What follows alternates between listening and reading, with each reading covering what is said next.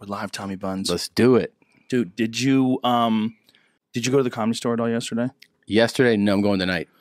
Whew, it was heavy. Was it heavy yesterday? Heavy. Yeah, I imagine it would be. Heavy. The day after Mitzi died, they closed the Comedy Store down on Wednesday, and yesterday was the first day it was open. It was heavy. I imagine that's the first time it's been closed in a long, they never close. I can't remember the last time it was closed. It was heavy. You could just feel it in the air? Oh, yeah. I imagine that's the first time it's been closed in a long, they never close. I can't remember the last time it was closed. It was heavy. Was everybody talking about it too? Everybody was bombing too. Really? Paulie, I've never seen Paulie cry. He was there? Yeah, Paulie was crying. On stage? No, he didn't go on stage. He's not going to go on stage for a while. I wouldn't have gone on stage if I wasn't getting ready for the special. I would have definitely taken the night off. Out of all the people in the world that are not comedians, she's the number one most important figure in all of comedy. Yeah. That wasn't a comedian. Yeah. You know? Did you guys have a good relationship? Yeah, we did. I mean, up until the 7 years that I wasn't there, and even then, it was never her fault. I called her the day that whole Mencia thing broke out. Mm-hmm. I called her up and told her everything. I told her the guy's been stealing material and the whole deal, and every comedian feels so uncomfortable working around him that they flash the light whenever he's in the room so that no one does their material, and you just start working the crowd. I go, it's a fucking war zone there. It's terrible. And her exact words were, well, just stay away from him. What time you want to go up tonight? That was it. Yeah. And I said, and whenever you want to put me up. She gave me a spot. And then the Comedy Store called me an hour, 2 hours later, whatever it was, and said I was banned. And I said, I go, what the fuck are you talking about? I just got off the phone with Mitzi. She gave me a 10 o'clock spot. They're like, well, Mitzi wasn't aware of everything that was happening. I go, what the fuck? She wasn't. I told her everything. I go, who's running the store now? Are you? But my quarrel was never with her. It was with the other guy. Did you guys speak after that happened? No, or no? I never spoke to her again. Wow. No. Wow. That's sad. When I met her in 1994, she gave me a lot of good advice. She did? Yeah, man. She always gave me good spots, like hard fucking spots. Always like after Dice, after Martin Lawrence, after anybody who would crush, I'd go on after him. After Chris Rock, after this guy, after that guy. Anybody that would crush. If she liked you, she would give you the death spots. Really? Yes. You have to feel that. To just that's the number one motive. Like bombing is one of the best things that can happen to a comedian. That feeling of following someone great is basically it almost feels like shame. It is shame. It is shame. It is shame. It's like someone goes, "Hey, do you want to feel humiliated for a second?" Like it's fucking shame, man. Yeah. You got to realize that like every leap that I've made in my act or in my my career as a comedian has come from a humiliation. Mm-hmm. Like you hit that humiliation, and you go fuck, yeah. and you come back strong. And that's with everything else too. Totally, because as long as you actually think about it and try to address it, because it's devastating. Mm-hmm.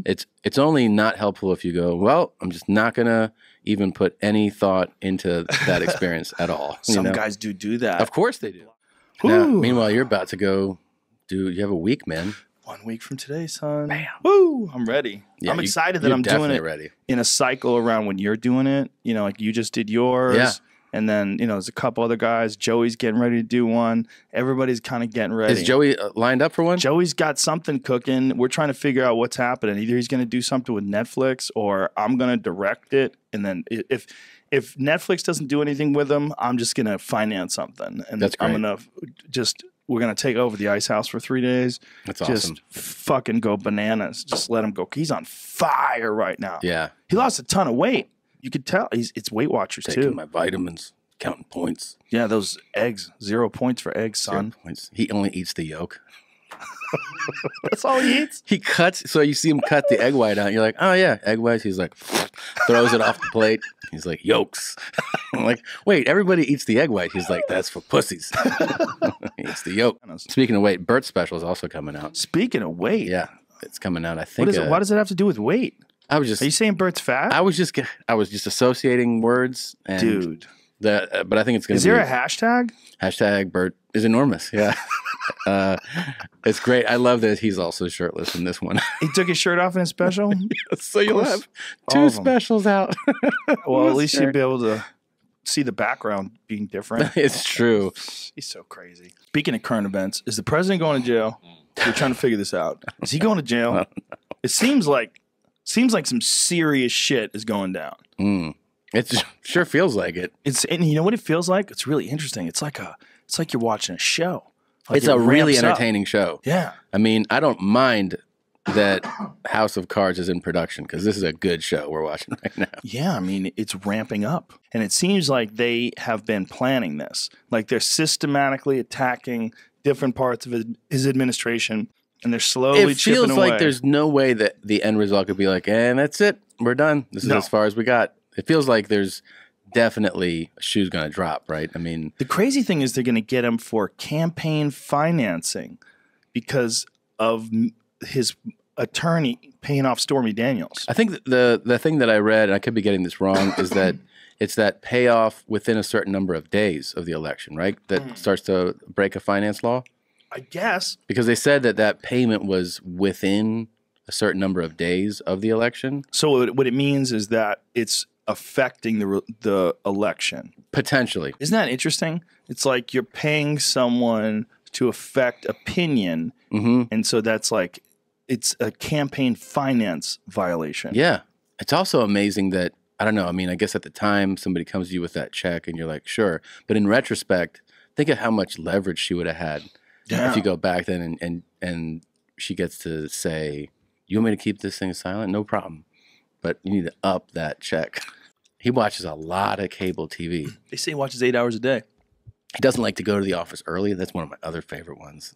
Like like John Kelly has been like, you've got to get here earlier. That's hilarious. What time does he show up? I said that for a while he was showing up at 11, and that they were trying to get him to come at 9, and then I think they settled on 10 or something.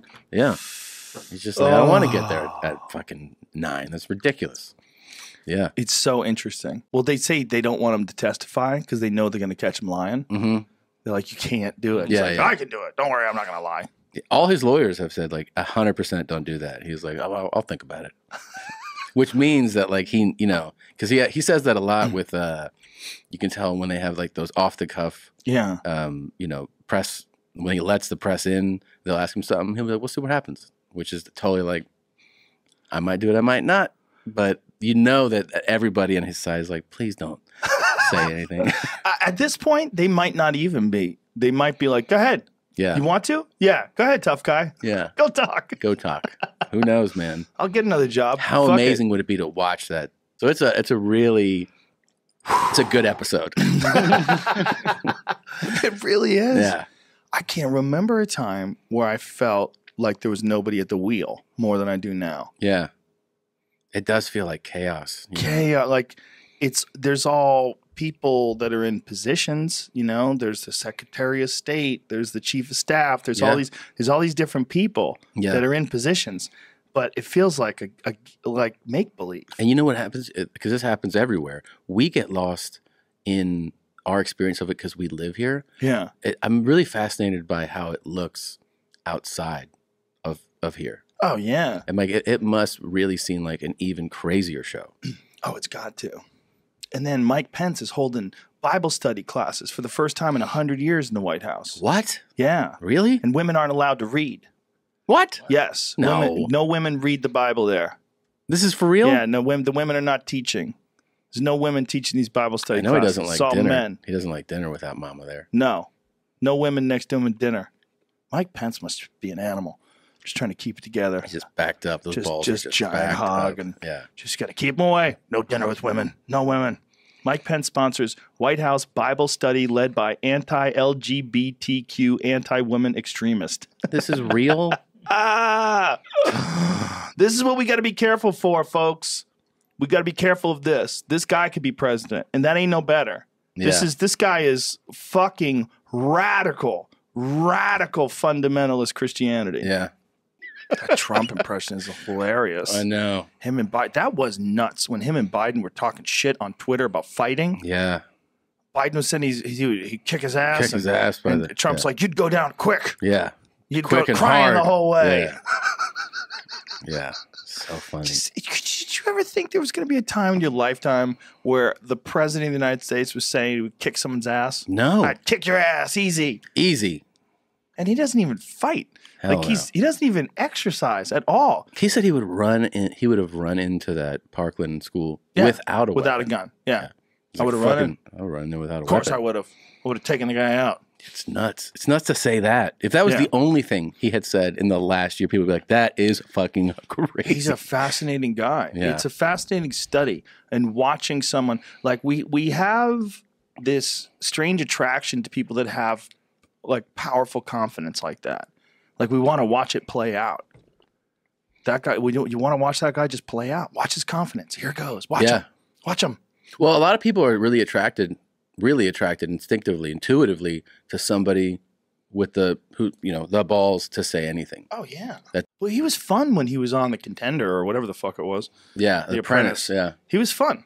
Yeah, like Stern always said that he's like I had him a bunch because he was a great guest. Yeah, he was always a great guest. It's a funny, but he cultivated that whole thing his whole life, and then all of a sudden you become president. You're supposed to be a different thing. Yeah, he's like no. That's who I am. That's what I do. Bang hose, man. Did you see Comey said that he asked Comey to check on the pee-pee story? Yeah. Because Melania was like serious. Donald, you made them piss on you. I didn't. I swear that's not true. Yeah. That is not true. I'm going to get the FBI on the case. On the piss tapes. Get him on the piss tapes. That's how confident I am. That's calling Comey. Will you look into that? Do I have your loyalty? Checking those piss tapes. Unreal, man. Just madness. The whole thing's just so crazy. I'm glued to my seat. I can't see where it's going. I know. It's why there's so much coming out every day that there's, you realize that there's entire entertainment shows now just addressing the reality that is our political spectrum now. Why doesn't he have to take a pee test? You have to take a pee test if you work at like UPS. They have to check you. You mean like a drug test or something? Yeah. Oh, interesting. I think he's on speed. You do? 100%. He doesn't sleep. Yeah. Wait, doesn't he not? He doesn't sleep a lot? He has a lot of energy. And there's some evidence from many different reporters. The one reporter even named the pharmacy where he used to get his speed. He was on diet pills that you're only supposed to take for a little while. He took them for like 6 years. And then there's another reporter we talked about recently that was saying that he's on one of the Fens. He's on one of those now, which totally makes sense. He is 70 what? 71? 71. Yeah. 71. Yeah. How does he have so much fucking energy? Yeah. That guy has a shit ton of energy. I mean, when he was on the campaign trail, he just would go, go, go. Yeah.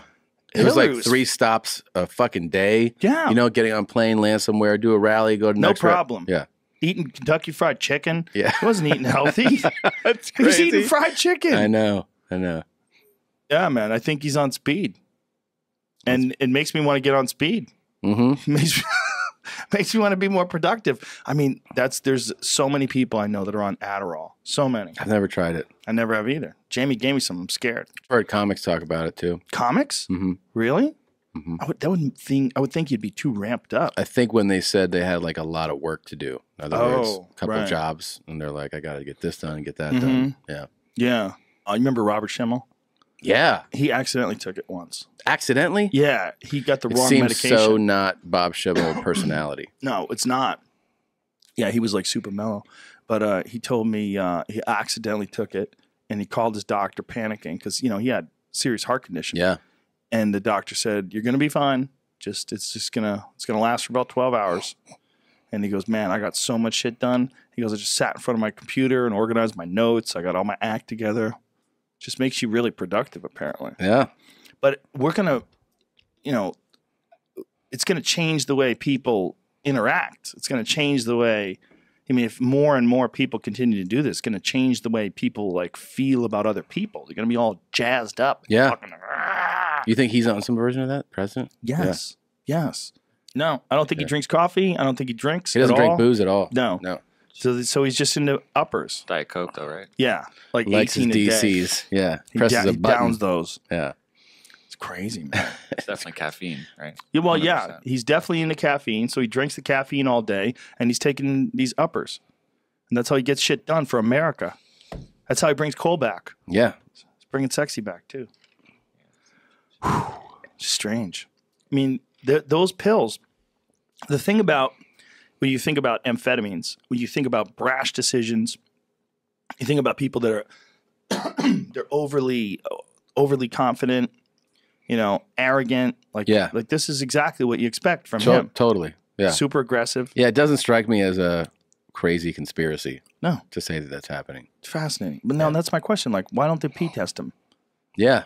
Can you imagine? We found out he's off the charts. Yeah. You get his charts back and you're like, whoa. It's just like cocaine, out of control. He's like, yeah, whatever. I do an 8-ball a day. So 8-ball. So, Tommy Buns. Yeah. Tell me about the controversy surrounding your use of the R word in your last special. Oh, yeah. It was quite. That was bizarre. It was a lot, man. That joke was something that I worked back. Where I did that bit backwards. In other words, I had the end piece of the bit was what I was doing by itself, which was a story about I witnessed a fight in Philly of a white guy and a black guy in the park, and the white dude was screaming N-bombs, and it was nuts. So I would tell that story, and then I worked backwards into getting into the story, because I always try to figure out, like, if something funny happens or I want to tell a story, it's always better to figure out why are you telling the story than just to be like, here's a story. Right. So I started the bit by saying, you can't say retarded anymore. That's the first line of the entire bit. Yeah. Which ended up being like 8 or 10 minutes long. And then people would say to me, like, to start, like, when I started getting mail about it, they were like, you can't say retarded. And I go, that's the line that I say. Like, that's the line in the joke. But they didn't hear the bit. People just heard that you were doing a bit about the word retarded. Once it blew up, like once it got to a huge amount of, like when it was an organized, orchestrated campaign, you're right. There was people messaging me that would say, I heard you want to kill all children with Downs. And I'd be like, what? And where did you see that? Facebook somewhere said it, someone said it. Like, that was the messages I started to get. And how many people at the height of it signed this petition to get you, like, kicked off of Netflix? Over 100,000. Yeah. Wow. But here's the thing. Here's what, I mean, I don't want to portray myself as a victim or anything, right? Like, I did a bit. I can handle people not liking it or liking it. I mean, a lot of people messaged me that they were into it, and I just didn't share those because you don't want to be like, here's someone that said they like it, Right.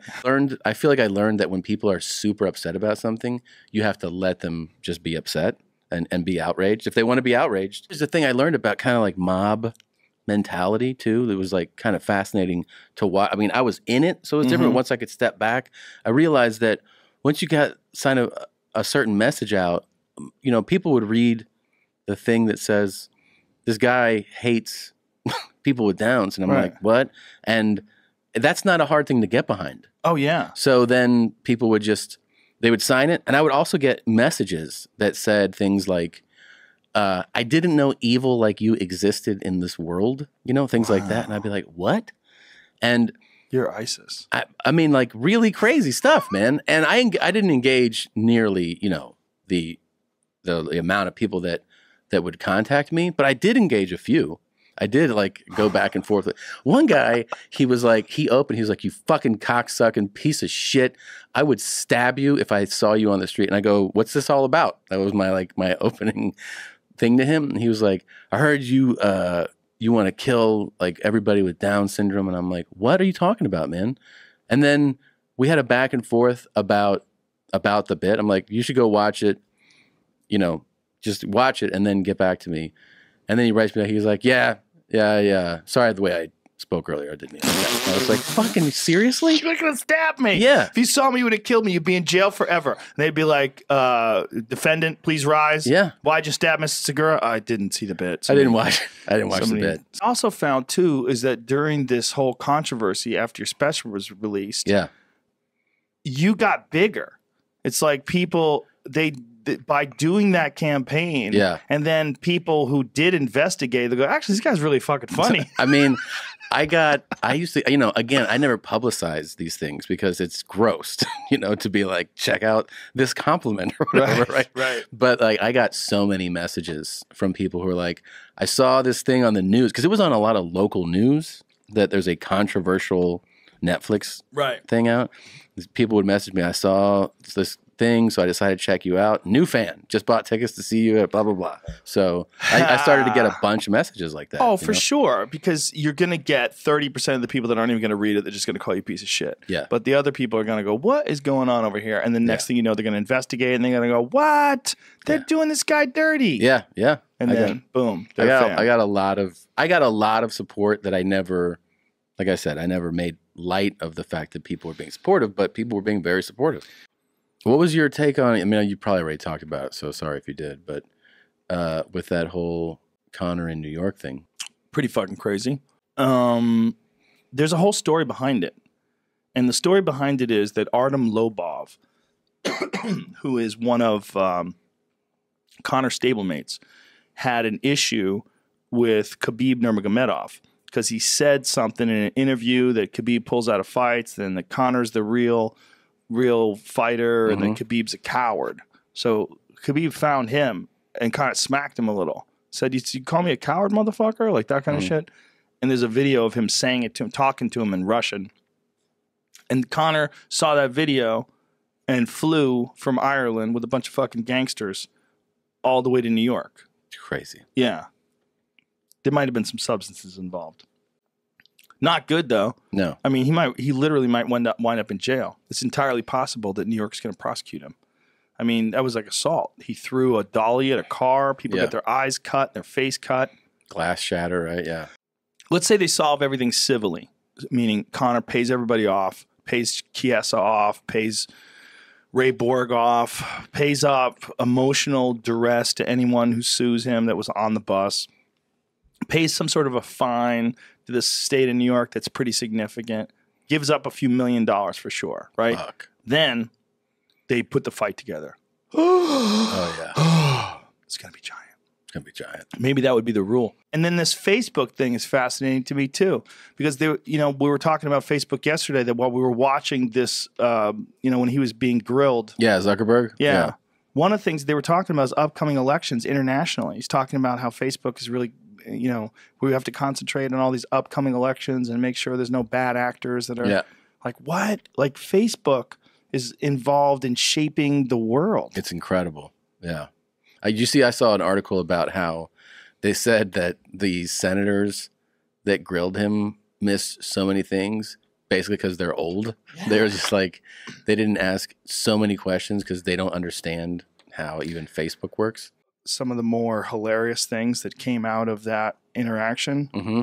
And one of them was the guy asks Zuckerberg, would you tell us the hotel you're staying at? He's like, no. Like, would you be willing to tell us and show us all the messages that you've sent? And he's like, no. Like, listen to this.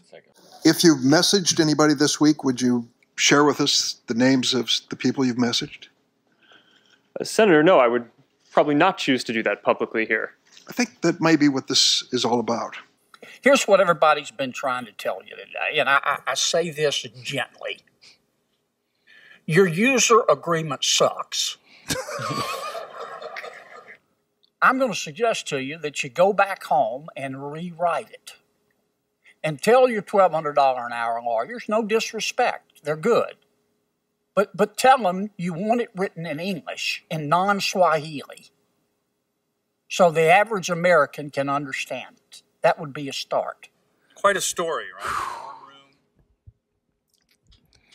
All right, let's wrap this up. Tommy Buns, Your Mom's House podcast, TomSegura.com, touring all over the world. Don't sleep on the tickets because they're going fast.